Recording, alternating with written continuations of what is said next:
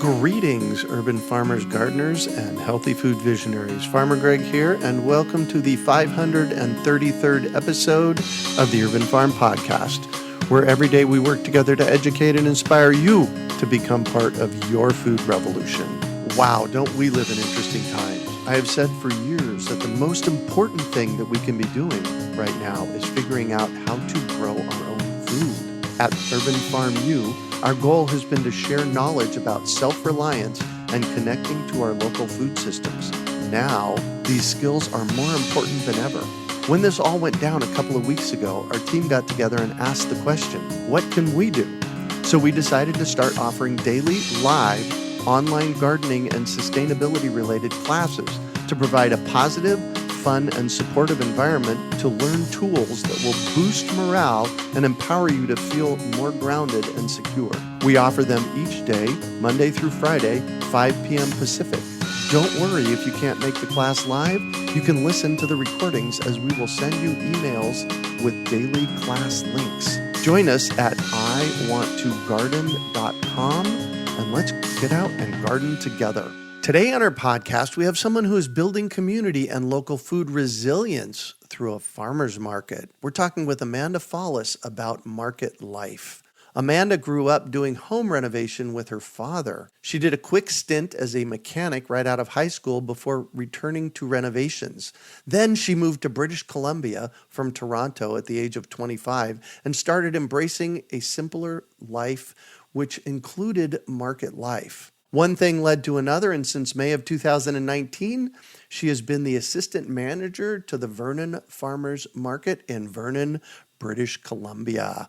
Welcome to the show today, Amanda. Are you ready to rock farmers markets? Oh, you know it, Greg. Let's rock. Excellent. So I shared a bit about you. Can you fill in the blanks for us and share more about the path you took to get where you're at today? Yeah, most definitely. So I had a bit of a journey to get where I am. As you mentioned, I grew up and was currently doing home renovations. And just with some different life events that happened, I started looking into simpler lives, growing a garden. I've been doing that for the past 3. This will be the 4th year. I started going to the farmers market. That was when I was down in Kelowna. And that led me to a U-Pick farm. So that was a lot of fun too. But then moved up to Vernon, and I was starting to do some crafty things of my own, becoming a vendor at the market. So I was looking around, and there was a Sunday one, and it didn't have much of a social media presence. So after a couple of weeks, I volunteered. I spoke with the woman in charge, like, hey, I could set up a social media, Facebook, and get the word out. So she didn't have any time, and she was a bit of an old, she's with it, but she's a little older.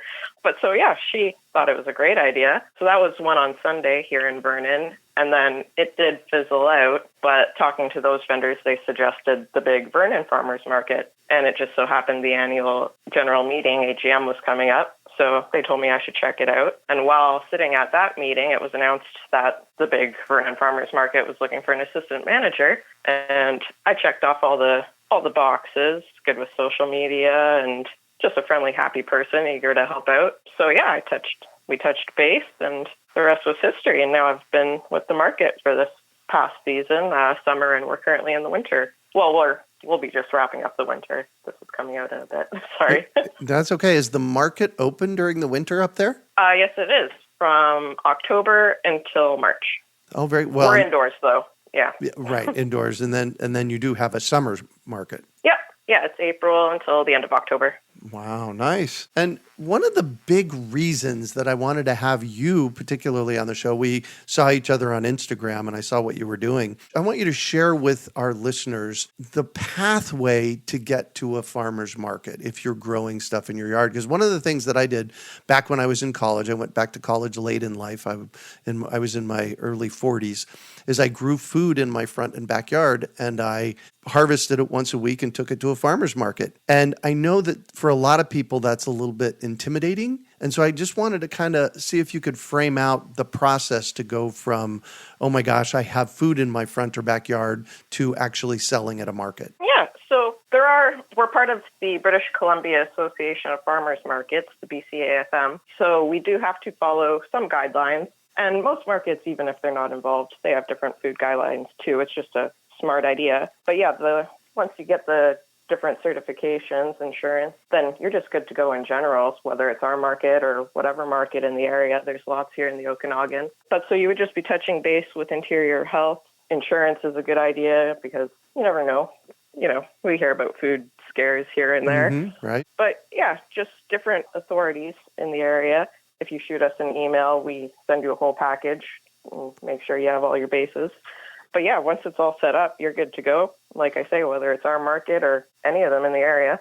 Most markets have a packet that you can go download, either get emailed to or download, that kind of walks you through the process. And isn't it usually pretty simple? It is, yep. Yeah, I'm looking at ours right now, and yeah, like I say, it's got everything on it: name, your address, phone number, and then, like I say, it's got all the different certifications you may need listed there. So you just check yes or no. If you're not sure, you can touch base with us, and we've got all the info. With regards to the insurance, I should mention, too, that BCAFM, that organization, they offer a group insurance. So a lot of our vendors choose to go that way. It's a little bit cheaper. Mm-hmm. Yeah. One of the things that I know about our local farmers market here in Phoenix is there's a community booth. So you might even check with your market to see if there's some place you could take your stuff and have them sell it. Do you have anything like that at your market? Well, funny enough, I've listened to a few of your episodes, and I've heard that, and I brought it up with the manager, so I'm the assistant manager, and just because of the BCAFM thing, it might be a little bit tricky, but they just so happen to have a conference coming up, so we're going to be bringing it up there because it does sound like a really good idea. Yeah, well, and that even makes it super easy for somebody to get in. Oh, most definitely, yeah. Yeah, excellent. So what role do you fill at the farmers market? So personally, if you check us out on our social media platforms, a lot of those posts are from me, I'd say 70 to 80%. And then at the market itself, when I first come in, I go and do a big walk of the market. Depending on the time of year, we've got anywhere from 40 to 180 vendors. It's a good size. So I do my walk around and take photos for the good morning, come on out to the market. Oh, nice. Social media posts. And while I'm doing that, I'll check and make sure that everyone's weighted down, just, little infractions, the rules and stuff. But yeah, go around, say good morning to everyone. And then after that, I'm at the information booth. You can find me there answering questions. And later on throughout the day, I'll go collect the stall fees. And depending what time of month it is, we have a nutrition program as well through the BCAFM. So I'll go around and collect those coupons and give out checks. Yeah. And then help with taking things down at the end. Yeah. So I decide to come to your farmer's market and I bring stuff and I go through the whole registration process and I bring stuff. And on a Saturday, I end up selling $250 worth of produce that I grew in my front yard. How do you guys get paid? How does that process work? So we only get paid through the stall fees. So you can either come as a daily vendor or we do offer a season's pass as well. But so that's when you pay us, and then whatever you make is what you make. Ah, very good. Because I know some markets actually take a cut of what you make. Mm-hmm, yeah, I've seen that. Kind of funny. We all got to make money, though. Well, there you go. Exactly. So there's a stall fee, and I know that our Uptown Farmers Markets has a small stall fee, and then they take, I think, 10% of what your sales are for the day. Mm-hmm, yeah. So how do farmers market build community? Well, just everyone's out and about. Here in the sunny Okanagan, like this past season, we really lucked out. We only had 2 or 3 rainy days.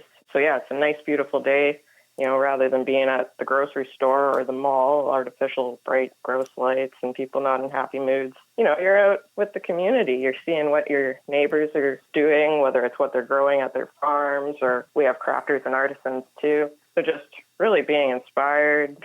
Everyone's happy. Everyone's smiling. You got good, fresh food around. It's hard not to build community. Yeah, no kidding. How many booths do you have at a typical market day for you? So in our busy season, anywhere from 150 to 180. Wow. Yeah. That's a huge market. Yeah. Wow, that's cool. Yeah. Yeah, and each vendor can have up to 3 booths as well, 3 stalls. Mm-hmm. So that's just, the vendors plus, if some have 2 or 3 stalls. Yeah, it spreads out quite a bit. And where do you hold your market at? So we're over at Cal Tire Place here in town in Vernon. So it's 3445 43rd Avenue. And yeah, everyone knows it's a big hockey arena. Yeah, Got it. Oh, wow. Yeah, so we're That's out cool. in the back parking lot. They just did construction, and yeah, we have a huge, beautiful parking lot now. Nice, nice, Yeah. nice. And why should somebody go to a farmer's market, and how does it build local resilience? Well, you're supporting your neighbors and supporting the community, keeping those dollars local. That's one hashtag I like to throw around sometimes is hashtag vote with your dollars. Oh, yes. We want to keep things local. We want to keep our farmers, most definitely. We want to keep them afloat and keep them doing their thing, keep our food local as possible. Yeah, it's just, I don't know. I love the markets. I've been doing, whether it's going as a customer or now with this position and as a vendor. It's just so wonderful seeing everyone and just keeping the vibes, keeping Yeah. things afloat. Well, it's really cool. I love when I can I usually work on Saturdays, unfortunately, so I can't hit the market that often. But our local farmers market near my house here has 125 vendors on a Saturday. That's 3 rows of vendors, and the energy is just palpable when you walk into the space. People are walking up and down. They bring their dogs. It's just a fun, happy place to be. Mm-hmm, most definitely. It's funny there that you mentioned the dogs, though. That's one thing about our market is unfortunately no animals are allowed. Oh, really? Yeah. Well, that's a bummer. Yeah, it's just a health, Yeah. food safety thing, yeah. So what's special about your farmer's market? I think it's got really good vibes. I've been to a few here in the Okanagan. Yeah, ours, maybe it's because of the size. I don't know. We have a lot of buskers, too, and entertainment. Like, it's just a happening market. Nice. Can you share an epic moment of what you love about the market? It's kind of epic to me. It might be a little nerdy to some people, but I'm a really big bee lover. Uh-huh. So I had just been doing some bee courses and went to some talks at the university and whatnot. So I had just met some people, and back for Victoria May long weekend here in Canada, we do a big event where that's kind of gardening time. So it's a big garden event at the market and all gardening themed. And so I thought it would be a really neat idea to have a booth there about bees. And so I touched base with some of the people I had just met, and it was all coming, the event was coming, everything was last minute. And one woman who I had sent a Facebook message to, we weren't friends, so it went to that hidden little message area. She didn't see it till about the night before, day of. And last minute, she said, "Oh, I know someone who might be able to help." So she passed me along, and I touched base with him. And he's actually one of the big guys in the bee association here in the area. And he said, "Yeah, sure, I'll come on down. I'll have a observation beehive and everything, Wow. a bunch of documents." Yeah, so sure enough, like evening of, I did a big post. Yay, we have bees tomorrow. And yeah, just at the market that day, everyone absolutely loved them. It was really neat getting the word out about the bees and letting, watching the kids, watching this observation hive. It was so cute. Nice. So, yeah, epic to me being a huge bee lover and trying to get the word out. And that's what it's all about. Awesome. So I'm going to shift on you, and I'd like for you to talk about a time you failed, how you overcame that failure, and what you might have learned from it. One failure, it kind of, in the end, brings us back to gardening and farming. But so I was a mechanic right out of high school for a little bit at Toyota. So I know my way around a car. And back a couple of years ago, while I was living here in British Columbia, I had to go back to Toronto to then go to South Carolina for one of my best friend's weddings. And so my bearing on my car, it was on its way out. And I had a 4,000-kilometer drive around about 2,500 miles. So I was hoping it would last till I got to Toronto. And I was going to do it at the shop that I worked at, and they were going to give me parts for costs and this and that. It was going to be about $100. So I started on my journey. I went across the mountains. I went across the prairies. And I got to the Manitoba-Ontario border, and the bearing was sounding pretty bad, and the ride was getting pretty bumpy, and I still had 18 hours to go to Toronto. Oops. But so, long story short, just outside Thunder Bay, Ontario, in Kaministiquia, I couldn't go any farther. The wheel was going to fall off of the car. And so I was at the side of the road, and the volunteer firefighters just so happened to be driving by. They told me to come back to the station just a little bit down the road, thankfully. And they borrowed their friend's car hauler. They towed me into Thunder Bay. They let me stay with them for 3 days as we waited for parts. and that I was on my way. But so the huge failure was, coulda, shoulda, woulda. I should have done the bearing before a 4,000-kilometer drive. That was really dumb of me, especially with my knowledge.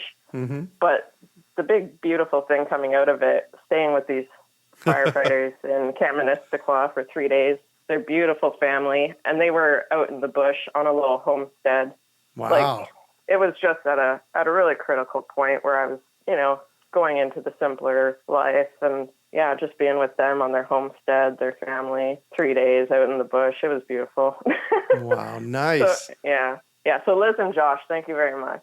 Yeah, no kidding. And what do you consider your biggest success? Just the family and community that I've been building to this point and will continue to build. And we need people in our lives, and having good friends, inspiring people. Yeah, amen to that. Yeah. What drives you? What drives me is my family. It was an interesting childhood, but so from a young age, I knew I was going to do and be big things, whatever they ended up being, and it all came back to my mom. I wanted to give my mom the best life possible, and I'm still working on it, but we're going to get there. And just family currently, the brothers and, family that I have and future family that I have whenever we get going on that. Are they all back in Toronto, or did they move? Some have moved to BC with you? Sadly, all my family's in Toronto, except I've got a cousin and an aunt and uncle out here. Oh, nice. Cool.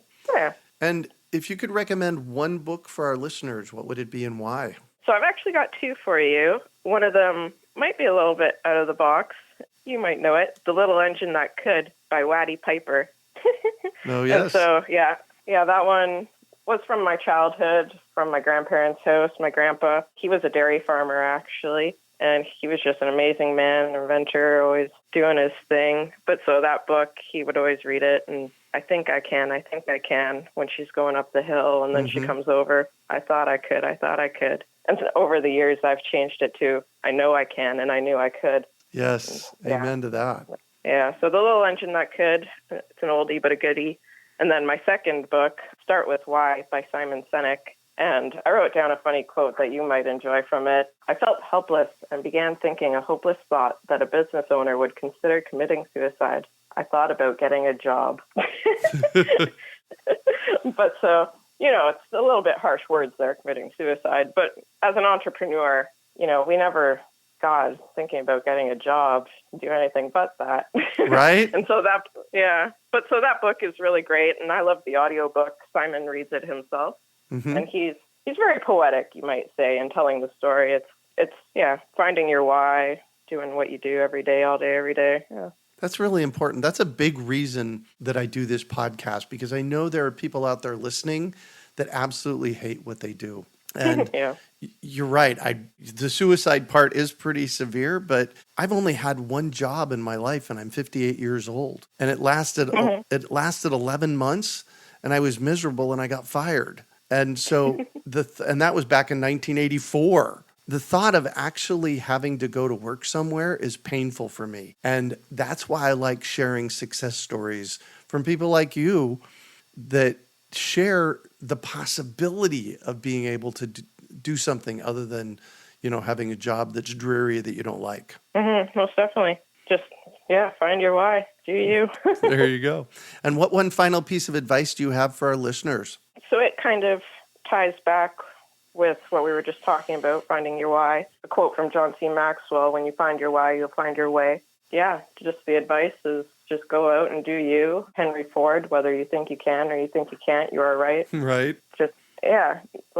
Just go for it. We live in a day and age now, I'm a mechanic, I'm a home renovations, I do jewelry, I'm a gardener.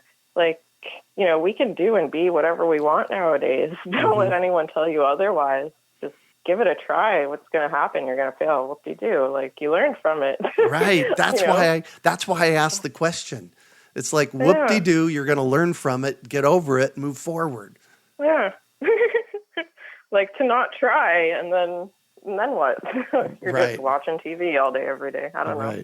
And honestly, the big reason that I inserted this question, the failure question, into every interview I've ever done is I had a massive failure of a business in 2004 where I ended up losing almost $100,000. And, it was the business of my lifetime. And in retrospect, when we were done and I'd lost my money, it was like, oh my God, thank you. Thank you. I don't want to be doing that. And the lessons that I learned, the big lesson on that one for me was that I shouldn't have started at the $100,000 level. I should have started at the $10,000 level and proven the $10,000 level first. I just, I jumped in wholehearted and figured it was be successful. That was we were growing organic plant starts here in Phoenix, and, through a series of unfortunate events outside of my control, it just didn't work. So. Yeah, just stories for the grandkids. There you go. Well, thank you so much for joining us on the show today, Amanda. Most definitely. Thank you so much for having me. How can our listeners find you? Well, I guess for me personally, if you want to get in touch, my email is a_Fallis, FALLIS, @hotmail.com. Or you can find me on Instagram at a_Fallis, or Facebook as well, I guess, Amanda Fallis. And then for the market, VernonFarmersMarket.ca. There is a .com too, but that's Vernon, Texas. And we're on Instagram, Vernon_Farmers_Market, and Facebook, Vernon Farmers Market. You can shoot us an email. I don't get the emails. The market manager, Ingrid, does. But so that email is info@VernonFarmersMarket.ca. Awesome. Thank you, thank you, thank you. And you can find show notes from today's podcast at urbanfarm.org/Vernon Market. Hey, if you've enjoyed this podcast and are interested in listening to my first podcast series, Freshly Green from 2007, you can subscribe to support the Urban Farm Podcast. With that, you will have access to Freshly Green and so much more bonus content. Visit urbanfarmpodcast.org to find out more and to pledge your support. We hope you enjoyed today's episode of the Urban Farm Podcast. Remember to listen for tips, advice, and resources to help you on your journey with urban farming.